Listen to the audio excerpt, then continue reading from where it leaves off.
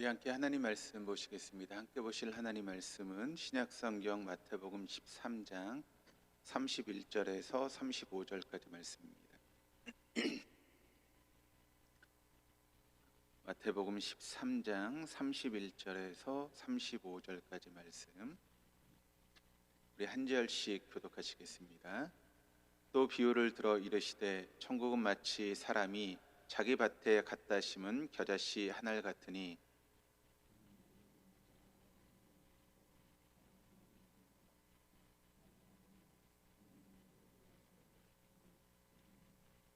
또 비유로 말씀하시되 천국은 마치 여자가 가루 서말 속에 갖다 넣어 전부 부풀게 한 누룩과 같으니라.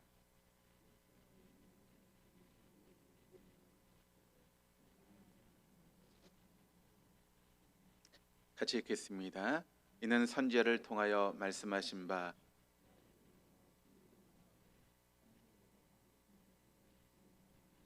이루려 하심이라. 아멘. 우리 옆에 있는 분들하고 인사하시겠습니다. 잘 오셨습니다. 다시 한번 인사하실 때 주님이 우리와 함께 계십니다. 인사하시겠습니다.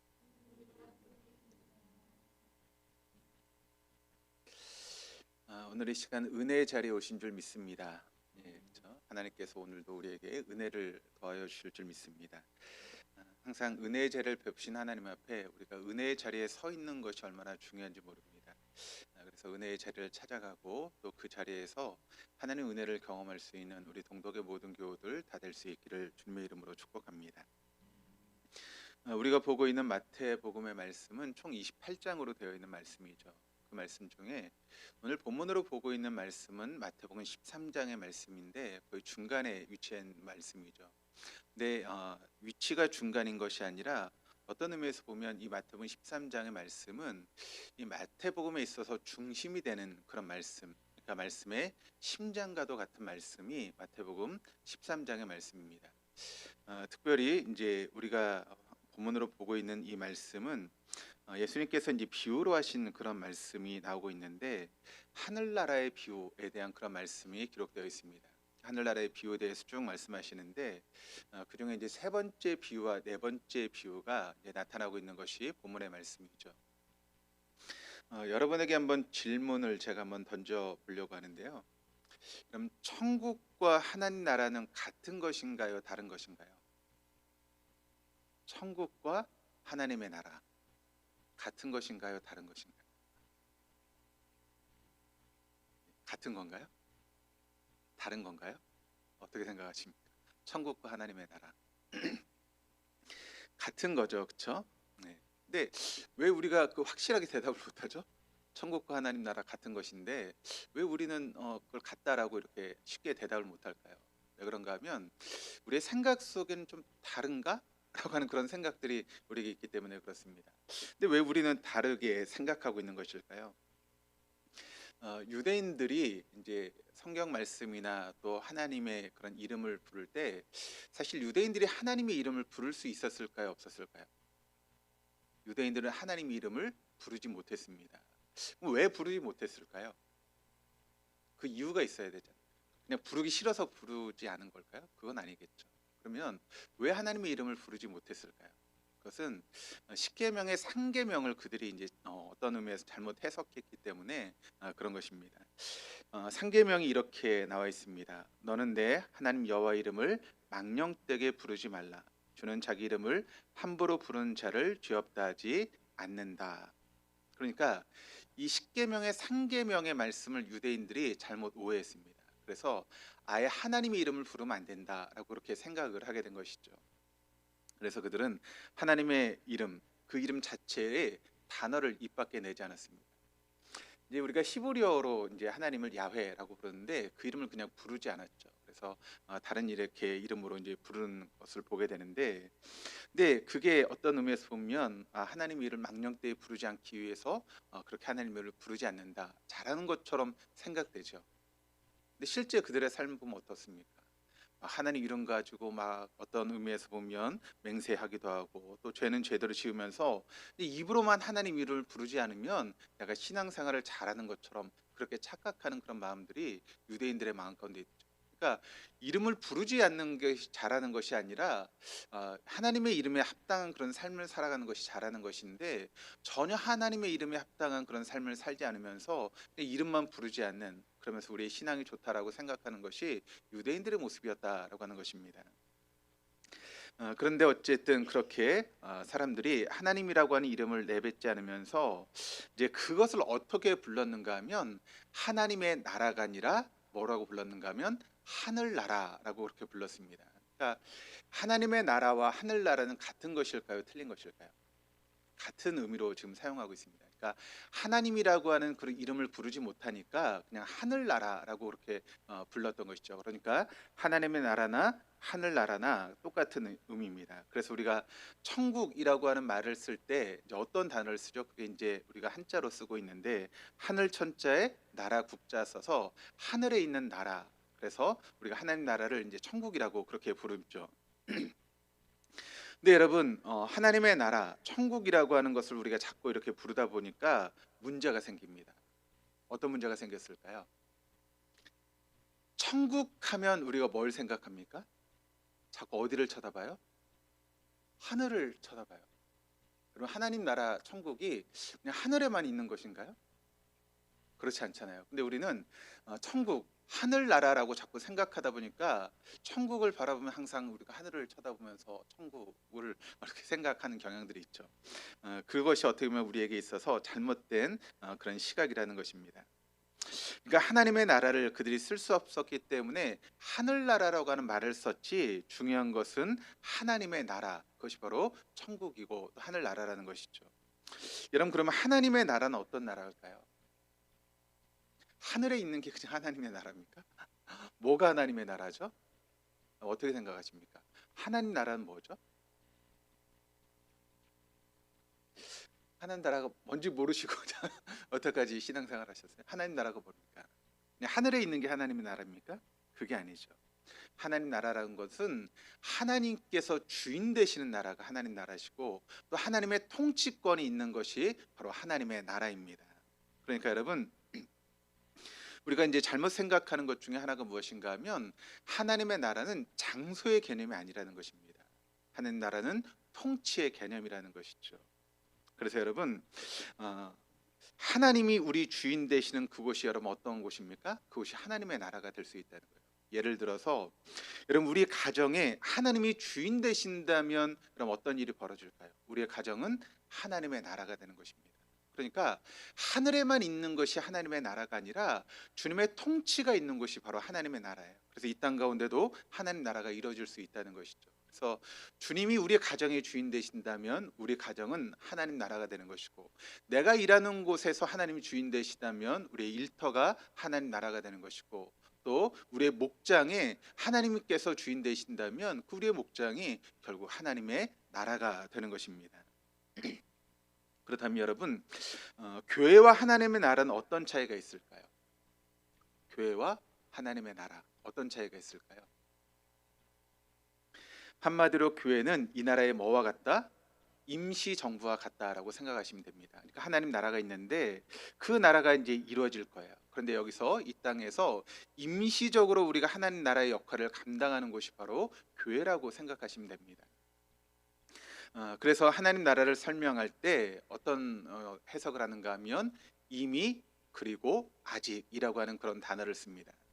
예수님이 오심으로 이미 하나님 나라는 시작되었지만 그 예수님께서 다시 오실 때 그 나라가 완성되는 것이기 때문에 아직 이루어지지 않았다는 것입니다. 예수님의 초림과 재림 사이, 그러니까 예수님의 초림으로 하나님 나라가 시작되었습니다. 그런데 예수님의 재림으로써 그 하나님 나라가 완성되게 될 것인데 아직 완성되지 않았다는 것이죠. 그러므로 이제 하나님 나라를 생각할 때 이미 이루어졌지만 그러나 아직 완성된 것은 아닌 것이 바로 하나님의 나라다라고 생각하시면 됩니다.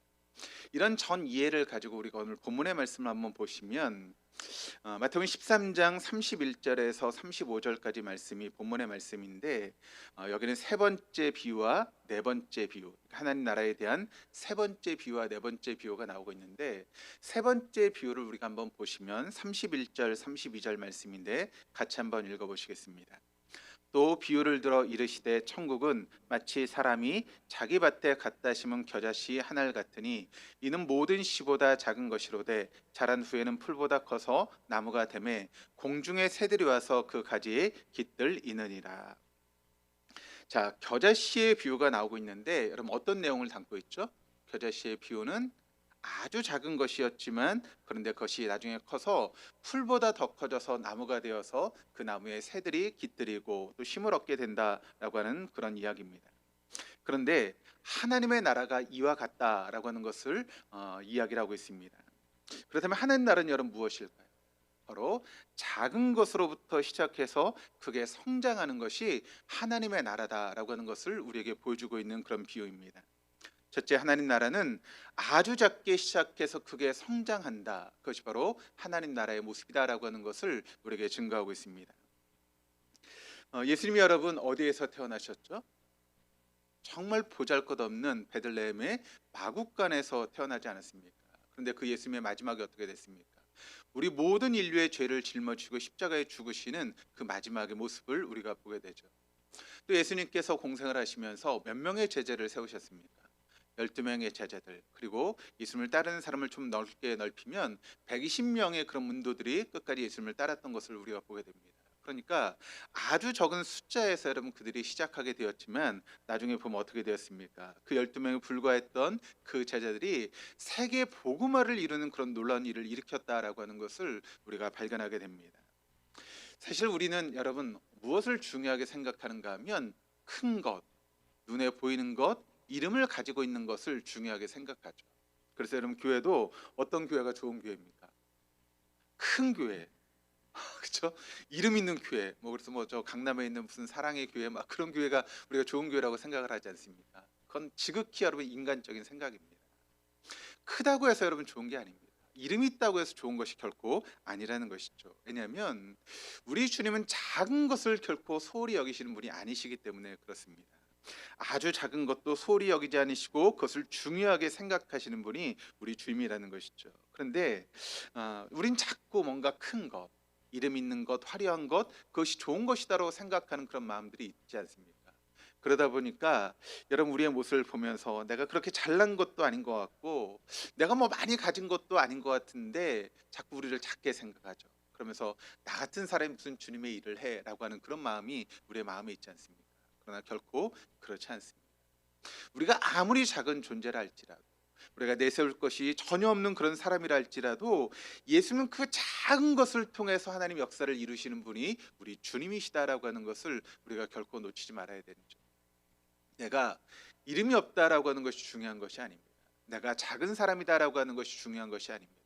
그런 사람을 통해서 일하신 하나님을 우리가 바라보는 것, 그것이 무엇보다 중요하다라고 하는 것을 여러분 믿으시기를 바랍니다. 하나님 나라가 바로 이와 같다는 것입니다. 또 두 번째는 무엇인가 하면 하나님 나라는 조용히 그러나 지속적으로 자라간다라고 하는 것을 우리가 알아야 됩니다.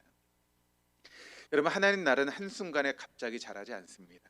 어떤 사람은 갑자기 오늘 방언을 받고 엄청난 은혜 사건을 경험하고 나면 내가 모든 것을 이미 다 이룬 것처럼 생각하는 그런 마음들이 우리에게 있습니다. 그래서 내가 이런 은혜를 체험했고 이런 은사를 받았고 그러니까 나는 다 완성됐어라고 하는 그런 마음을 가지는 그런 분들이 종종 계십니다. 근데 여러분 그것은 한순간의 경험일 뿐입니다. 그냥 시작일 뿐이죠. 우리의 모습은 어떠해야 되는가 하면 계속해서 조금씩이라도 자라가는 것이 우리의 모습이 되어야 된다는 것이죠. 하나님 나라가 바로 그와 같기 때문에 그렇습니다. 하나님 나라는 한순간에 확 자라지 않습니다. 한순간에 완성되는 것이 결코 아니라는 것입니다. 하나님께 은혜를 받고 여러분 그 은혜를 받았다고 해서 어떤 은혜를 체험했다고 해서 우리의 믿음이 완성되는 것이 아니라는 것이죠. 그것은 시작입니다. 그 시작을 통해서 조금씩 하나님을 알아가고 또 하나님의 뜻을 깨달으면서 내 삶을 바꾸어가고 그것이 바로 진정한 그리스도인의 모습이라는 것이죠. 제가 목회를 시작한 지 거의 30년 지금 가까이 되고 있는데요. 아직도 제가 모르는 것이 많습니다. 그리고 아직도 어떤 부분을 보면 하나님께서 이렇게 나를 좀 키워가시는구나라고 하는 것을 제가 경험하게 됩니다. 그러니까 여러분 우리의 코끝에서 호흡이 멈추는 그 순간까지 우리는 계속 자라가야 됩니다. 하나님 원하시는 그런 모습으로 지속적으로 자라가는 것, 그것이 우리에게 필요하다는 것이죠. 그런데 그런 자라감의 모습은 여러분 눈에 보이지 않습니다. 그러나 쉬지 않고 계속해서 그렇게 자라가면서 내 안에서 그런 하나님의 역사가 일어날 수 있도록 그렇게 자라가는 그런 부분들이 필요하다라고 하는 것을 바로 겨자씨의 비유를 통해서 우리에게 말씀하고 있습니다. 계속해서 네 번째 비유를 보게 되면 33절 말씀을 통해 네 번째 하나님 나라의 비유가 나오고 있는데 같이 한번 읽겠습니다. 또 비유로 말씀하시되 천국은 마치 여자가 가루 서말 속에 갖다 넣어 전부 부풀게 한 누룩과 같으니라. 네 번째 비유는 어떤 비유인가 하면 누룩의 비유라고 그렇게 우리가 이야기를 하고 있는데, 간단하게 말하면 하나님 나라는 어떤 것인가 하면 누룩과 같다라고 하는 것을 이 비유를 통해서 말씀하고 있습니다. 어떤 여자가 가루 서말 속에 누룩을 갖다 넣었습니다. 그랬더니 점점 부풀게 되었다는 것이죠. 그러면서 하나님 나라는 이와 같다라고 그렇게 예수님께서 비유해 주십니다. 여러분, 누룩이 퍼져 나가는 것을 한번 생각해 보시길 바랍니다. 여러분, 누룩이 퍼져 나갈 때 막 시끄러운 소리를 내면서 여러분 누룩이 퍼져 나갑니까? 아니죠. 조용히 아무 소리를 내지 않으면서 그 누룩이 퍼져 나가는데 하나님 나라가 이와 같다라고 하는 것입니다. 다시 한번, 큰 것, 이름 있는 것, 소문난 것에 결코 여러분의 마음을 뺏기지 마시기를 바랍니다. 그게 전부가 아니라는 것이죠. 성도들이 교회 안에서 또 밖에서 무엇을 하느냐라고 하는 것에 관심을 갖기보다 자꾸 우리는 눈에 보이는 것에 관심을 가지지 않습니까? 사람을 평가하되도 여러분 그 사람의 직업이 어때? 그 사람의 재산이 어때? 어느 대학을 나왔어? 또 차는 무엇을 가지고 있어? 또 어디에 살고 있어? 그런데 우리가 자꾸 관심을 빼앗기는 그런 마음들이 우리의 마음 가운데 있죠. 하나님 나라는 그렇게 이루어지는 것이 아닙니다. 즉이 작고 보잘것없는 것에부터 하나님 나라가 시작되고 있다라고 하는 것을 예수님 비유로 우리에게 말씀하고 있습니다. 또 이 누룩의 비유를 통해 두 번째 알 수 있는 것은 무엇인가 하면 하나님의 나라는 누룩이 퍼지는 것과 같이 그렇게 퍼져 나간다라고 하는 것을 말씀하고 있습니다. 여기서 가루 서말이라고 하는 말은 보통 가정에서 빵을 만들 때 이제 사용되는 그런 분량이라고 합니다. 주부들이 이제 부푼 빵을 만들기 위해서 미리 반죽을 이제 해놓습니다. 그리고 그것을 띄어가지고 거기에 누룩을 붓습니다. 그리고 이제 숙성을 시키게 되죠. 그랬다가 이제 새로운 반죽을 만들어서 이제 숙성시킨 그 반죽과 함께 섞어서 그렇게 빵을 만들면 아주 부드럽고 좋은 그런 빵이 만들어질 수 있다는 것입니다. 누룩이 밀가루 반죽을 변화시킨다라고 하는 것은 여러분 무슨 뜻을 가지고 있겠습니까? 천국은 자체가 변화될 뿐 아니라 주위의 사람들까지 변화시키는 것이 바로 하나님 나라의 모습이다라고 하는 것을 우리에게 증거하고 있는 것이죠. 이처럼 하나님 나라는 소수의 그리스도인들이 그가 살고 있는 세상을 변화시키는 그런 능력의 사람이 바로 하나님 나라의 사람이다라고 하는 것을 우리에게 보여주고 있는 것입니다. 여러분, 초대교회 소수의 그리스도인들이었지만 그 소수의 사람들이 여러분 세상을 변화시키지 않았습니까? 그 소수의 사람들이 사람을 새롭게 만드는 하나님의 새로운 나라를 빚어 만들었다라고 하는 것을 우리는 성경 말씀을 통해서 너무나 잘 알고 있습니다. 그런데 여러분, 이 두 개의 비유, 겨자씨 비유와 또 누룩의 비유는 서로 상호간에 보완적인 그런 의미를 가지고 있다라고 하는 것을 알아야 됩니다. 그러니까 겨자씨 비유는 자기 자신의 변화에 초점을 맞추고 있는 그런 말씀이라면, 누룩의 비유는 변화된 자신이 주변을 변화시키는 데 초점을 맞추고 있는 것이 바로 누룩의 비유입니다. 결론적으로 말하면 하나님 나라는 겨자씨처럼 먼저 우리가 주님의 은혜를 받고 또 구원을 받은 사람들이 이제 누룩처럼 각자 삶의 자리에서 우리가 살아가는 그 자리에서 사람들을 변화시키는 그런 삶을 살아가야 한다라고 하는 것을 우리에게 보여주고 있는 그런 말씀입니다. 하나님 나라는 먼저 주님의 은혜로 구원받은 사람들이 겨자씨처럼 각자 자신의 삶의 자리에서 주님의 사람들로 변화시키는 그와 같은 누룩의 역할을 감당하며 살아가는 것, 그것이 바로 하나님 나라의 백성들이다라고 하는 것을 말씀하고 있는데, 그와 같은 삶을 살았던 사람을 한번 여러분과 함께 나누면서 함께 말씀을 보려고 하는데, 우리가 그런 삶을 살았던 사람으로 누구를 생각해 볼 수 있는가 하면 바로 사도 바울을 우리가 생각해 볼 수 있습니다. 사도 바울은 먼저 자신이 변화를 받고 세상을 변화시키는 그런 인생을 살았죠. 그래서 사도 바울의 일막의 인생을 보면 그는 길리기아 다소라고 하는 그런 외국 땅에서 태어났습니다. 그런데 일찍이 자신의 고향을 떠나서 어디로 오게 되었는가 하면 예루살렘으로 오게 됩니다. 그리고 그 예루살렘에서 당대 석학으로 알려졌던 가말리엘이라고 하는 사람 밑에서 학문을 배우게 됩니다. 그리고 그것을 열심히 공부해서 그는 유대교에 촉망받는 그런 지도자가 되기 위해서 애를 썼고 또 사람들에게 인정받는 그런 젊은이가 되었습니다. 그의 그는 유대교가 말살하려고 했던 기독교를 핍박하는 데 앞장섰죠. 그래서 그 기독교인들을 색출하고 또 연행해 오는 그 일에 앞장서서 예루살렘에서 230km 떨어져 있던 다메섹에 공문을 가지고 그 예수를 믿는 사람들을 잡아오기 위해서 그 길을 떠나게 되죠. 그런데 그 길 속에서 부활하신 주님, 자신을 찾아오셨던 그 주님과의 만남을 사도 바울이 갖게 됩니다. 그토록 부정했던 또 예수님이 죽음을 깨뜨리시고 부활하신 주님이라고 하는 것을 그 다메섹 도상에서 예수님과 만남을 통해 사도 바울이 깨닫게 되는 것입니다. 그리고 그렇게 예수님을 만났던 사도 바울이 다메섹 도상에서 이제 가게 되었는데 거기서 도저히 견딜 수가 없는 것입니다. 내가 만난 예수, 나를 변화시켰던 그 예수를 증거하지 않고는 견딜 수 없는 그런 마음이 이 사도 바울의 마음 가운데 있었습니다. 그래서 그 사도 바울이 이 다메섹에서 그 말씀을 증거하기 시작했는데 그때 그를 기다리고 있었던 것은 무엇인가 하면 바로 생명의 위협이었습니다. 바울을 배신자로 간주했던 다메섹의 유대인들이 그를 죽이려고 그렇게 혈안이 되어 있었던 것이죠. 그때 마침 기독교인들이 한밤중에 그를 광주리에 담아서 성 밖으로 내려보냄으로 인해서 겨우 목숨을 보존할 수 있었습니다. 그런데 사도 바울이 그 길로 어디를 갔는가 하면 바로 아라비아 광야로 갔습니다. 그리고 그 광야에서 3년의 시간 동안 영성에 훈련하는 그런 시간을 가지게 되는 것이죠. 아무것도 보이지 않는, 아무도 살지 않는 그 광야에서 사도 바울은 3년 동안 오직 주님만을 바라보면서 그 시간을 보냈던 것이 바로 사도 바울이었다는 것이죠. 그런데 그 위에 이 3년의 그런 영성 훈련을 하고 이만큼 했으면 됐지라고 하는 그런 마음을 가지고 사도 바울이 다시 어디를 찾아가는가 하면 예루살렘을 찾아가게 됩니다. 또 그곳에서 주님의 제자들과 함께하고 일하기 위해서 그것을 찾아갔는데 그 예루살렘에 있었던 그 주님의 제자들과 그 믿는 사람들이 사도 바울을 신뢰하지 않습니다.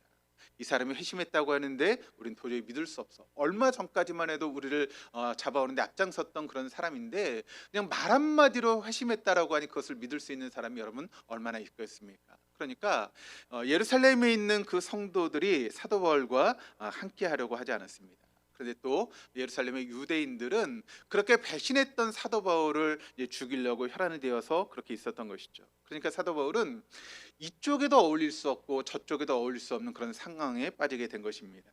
그리고 사태의 심각성을 알게 된 믿음의 형제들이 젊은 사도 바울을 설득해서 그 사도 바울을 어디로 보내는가 하면 자신의 고향이었던 다소로 보내게 됩니다.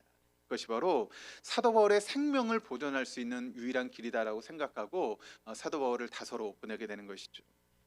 그래서 사도 바울이 자신의 고향이었던 다소로 내려가게 됩니다. 그럼 한번 생각해 보시길 바랍니다.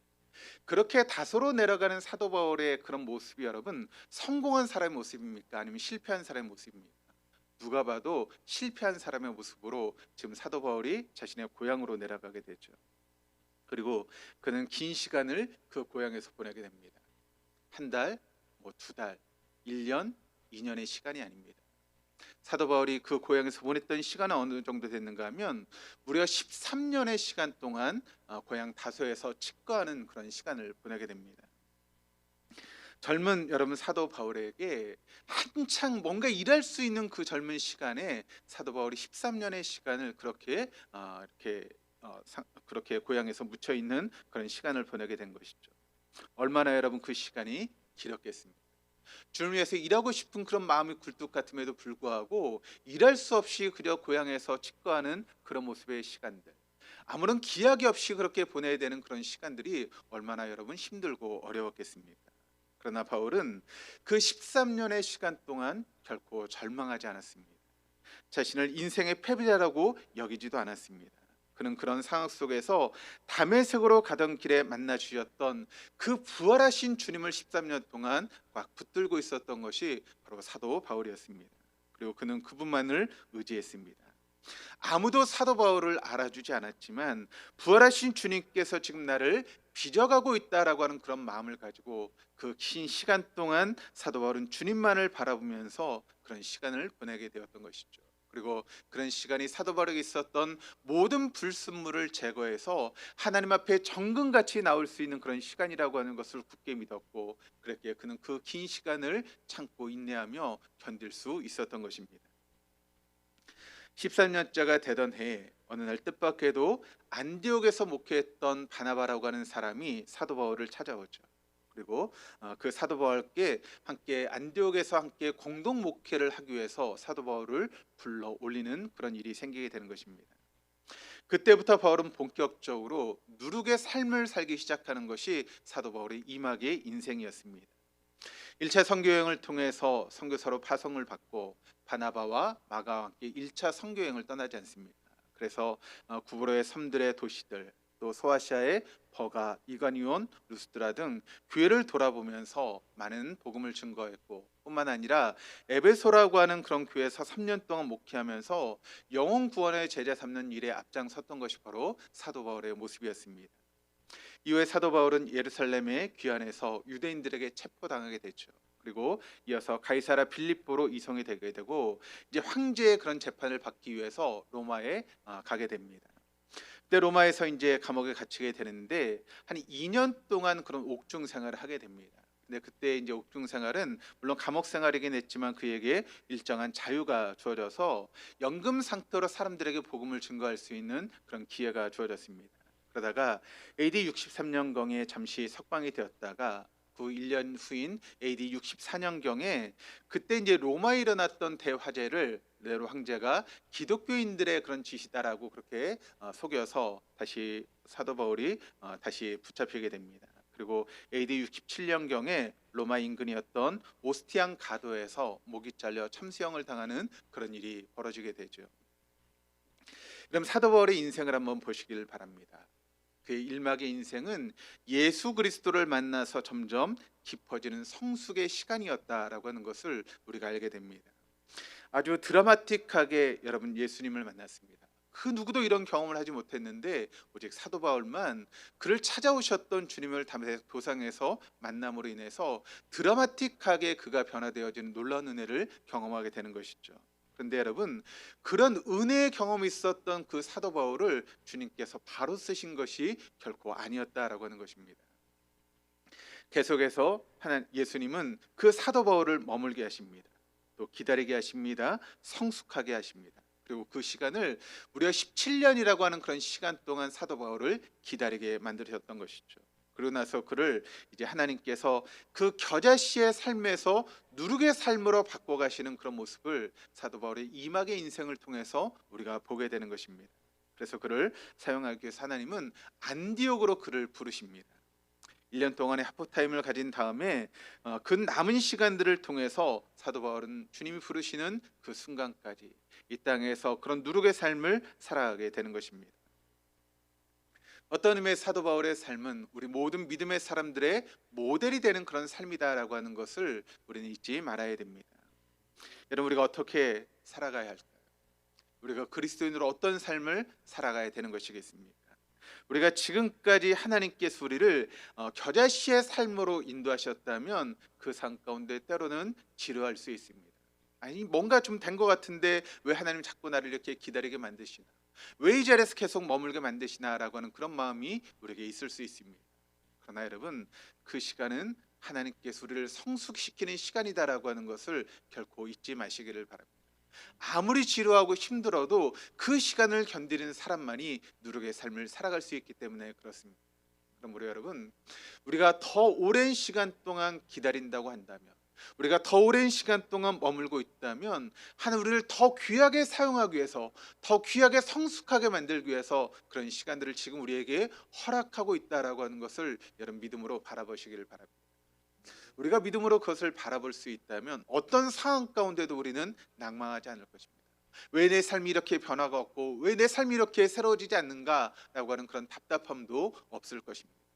하나님께서 지금 나를 기다리게 하시는구나, 하나님께서 지금 나를 성숙의 시간으로 조용히 커져갈 수 있도록 그렇게 나를 만들어가고 있구나라고 하는 그런 마음을 우리가 가질 수 있어야 됩니다.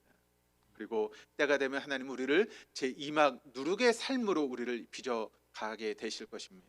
그렇다면 우리가 그런 하나님의 은혜 안에서 우리가 은혜를 받고 우리의 믿음이 성숙해지는 그런 시간을 가지게 되었다면 이제 우리가 해야 될 일은 무엇이겠습니까? 우리의 삶의 자리에서 주변의 사람들을 변화시키는 그런 삶이 우리 이막의 인생이 되어야 된다는 것이죠.